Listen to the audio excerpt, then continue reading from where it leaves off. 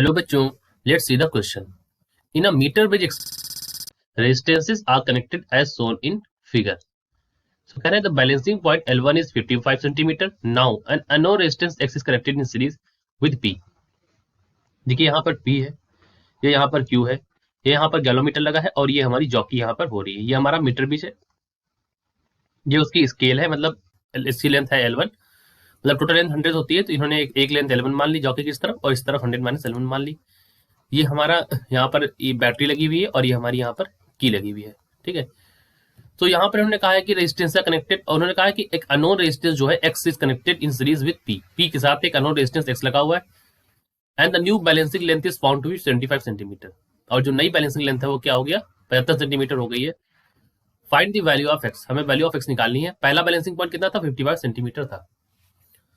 तो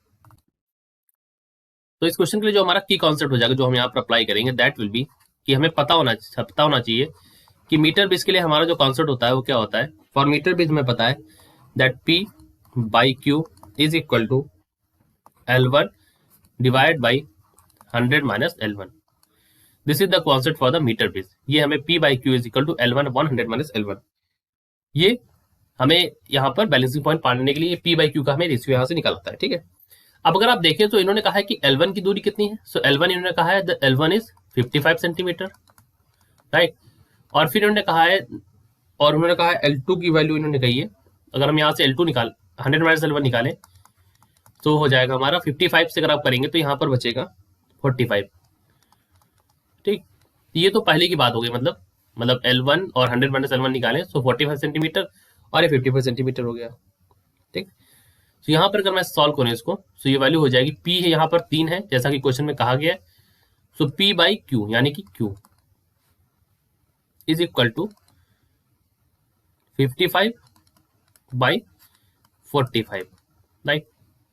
अगर आप इसको सॉल्व करें तो यहाँ से Q की वैल्यू आपको मिल जाएगी, ये 5 से काटिए तो 5 11 से जाएगा और ये हो जाएगा 9, सो वैल्यू आ जाएगी आपकी Q की 27 बाई 11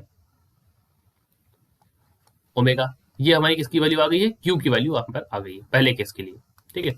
फिर आगे बढ़ते हैं। An unknown resistance X is connected in series with P. So when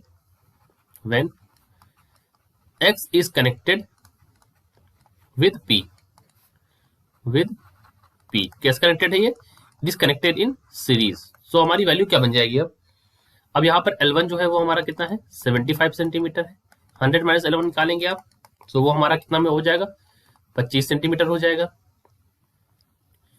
और P के साथ X कनेक्ट है तो हमारा सीरीज में है, so we can write P plus X by Q is equal to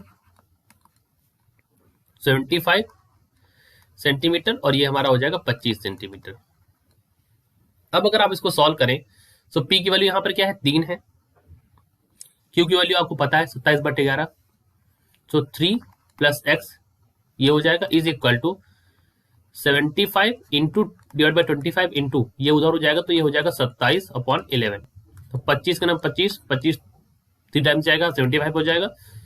अब अगर इसको सॉल्व करें तो यहाँ पर वैल्यू आ जाएगी x इज इक्वल टू कितना वैल्यू आ जाएगी, ये हो जाएगा हमारा 81/11 माइनस 3, ठीक है।